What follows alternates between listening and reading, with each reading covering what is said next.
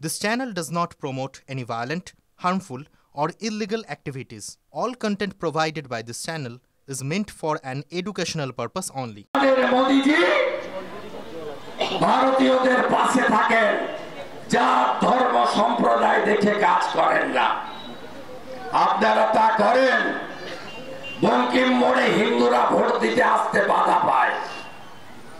শামসাবাদের বুথে, ধান্যখলার বুথে হিন্দুদেরকে সেন্ট্রাল ফোর্স নিয়ে আসতে হয়।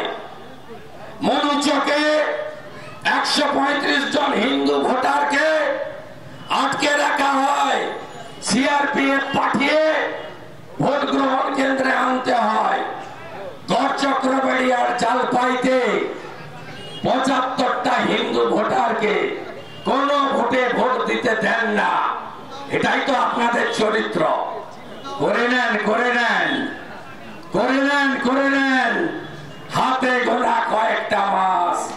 উত্তরপ্রদেশের যোগী আদিত্যনাথ, আসামের হেমন্ত বিশ্ব শর্মার মতো আমরাও প্রস্তুত।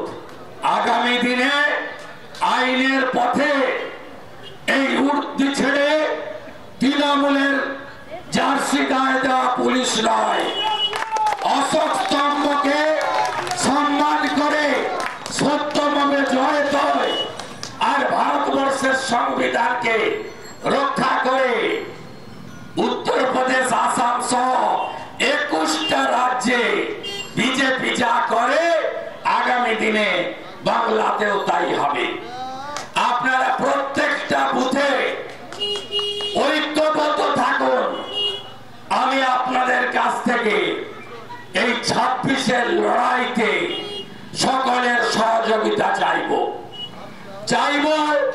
নন্দীগ্রামকে সুরক্ষিত রাখবেন।